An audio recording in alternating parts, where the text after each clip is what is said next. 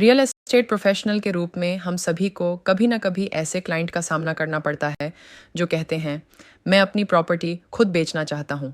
ये सुनकर शायद हमें झटका लगे, लेकिन इसका मतलब ये नहीं कि बातचीत वहीं ख़त्म हो गई। असल में ये एक बेहतरीन अवसर है खुद को एक सलाहकार, एक समाधान देने वाला और एक विश्वसनीय मार्गदर्शक के रूप में प्रस्तुत करने का।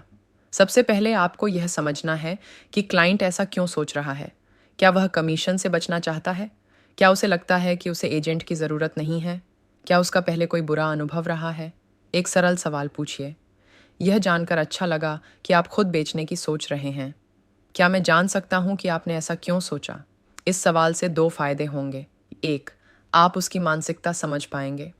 दो, क्लाइंट को लगेगा कि आप सुनना चाहते हैं, दबाव नहीं बना रहे। अगर क्लाइंट बोले कि वो पैसे बचाना चाहता है, तो उससे सहमत होते हुए बिल्कुल, आज के समय में हर कोई ज़्यादा से ज़्यादा बचत करना चाहता है। लेकिन क्या आपने यह देखा है कि खुद से बेचने वालों की प्रॉपर्टी आमतौर पर मार्केट में ज़्यादा समय तक फंसी रहती है या कम दाम में बिक जाती है? यानी आप उसकी भावना को मान्यता देते हुए धीरे धीरे उसे सोचने पर मजबूर करेंगे। अब समय है तथ्यों के साथ बातचीत को मजबूत करने का। आप कह सकते हैं, नेशनल एसोसिएशन ऑफ रियल्टर्स के एक रिपोर्ट के अनुसार ज़्यादातर for sale by owner FSBO property market value से 6-10% कम दाम पर बिकती है, जबकि एक अच्छा एजेंट सही मूल्य निर्धारण, प्रोफेशनल मार्केटिंग और सही बायर्स ला सकता है। फिर उदाहरण दें। मुझे हाल ही में एक केस याद है जहां एक व्यक्ति खुद बेच रहा था, लेकिन 3 महीने बाद जब मुझसे संपर्क किया तो मैंने उसी प्रॉपर्टी को 12% ज़्यादा दाम में बेचा, सिर्फ इसलिए क्योंकि मैंने टारगेटेड मार्केटिंग और बायर्स को क्वालिफाई करके काम किया। अब आप शांति से उन्हें बता सकते हैं कि सिर्फ प्रॉपर्टी लिस्ट करना ही काफ़ी नहीं है। क्या आप जानते हैं कि एक सफल ट्रांजैक्शन में 180 से ज़्यादा स्टेप्स शामिल होते हैं, जिसमें documentation, lead qualification, inspection negotiation और क्लॉजिंग तक सब कुछ आता है? एक छोटी सी गलती भी आपको कानूनी या फाइनेंशियल नुकसान पहुंचा सकती है।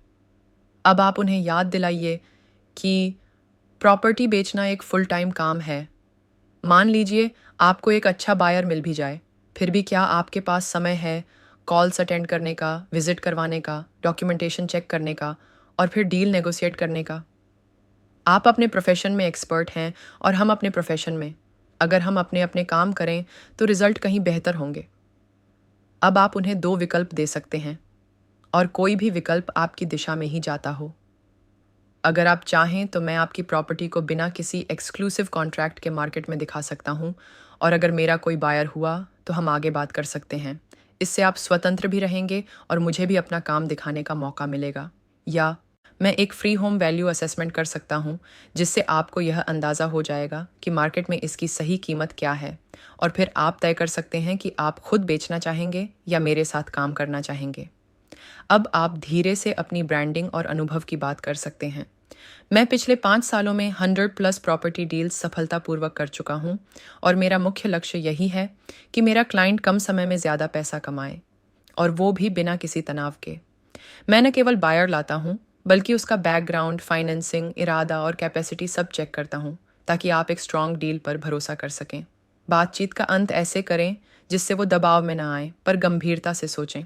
मुझे खुशी होगी अगर आप खुद से बेचने में सफल हों, लेकिन अगर आप कभी चाहें कि कोई प्रोफेशनल आपकी मदद करे, तो मैं सिर्फ एक कॉल दूर हूँ। आपका समय, आपकी प्रॉपर्टी और आपकी मेहनत सबका सम्मान है। मेरा काम बस ये है कि आपको एक बेहतर विकल्प दिखाऊं। मैं खुद बेचूंगा कहना एक इमोशनल और फाइनेंशियल डिसीजन होता है, जिसे तर्क और समझदारी से ही बदला जा सकता है। एक पेशेवर रियल एस्टेट एजेंट वही करता है, सवाल पूछता है, समाधान देता है और भरोसे की नींव पर डील को आगे ले जाता है। ध्यान रहे, विरोध मत कीजिए, बल्कि विकल्प दीजिए।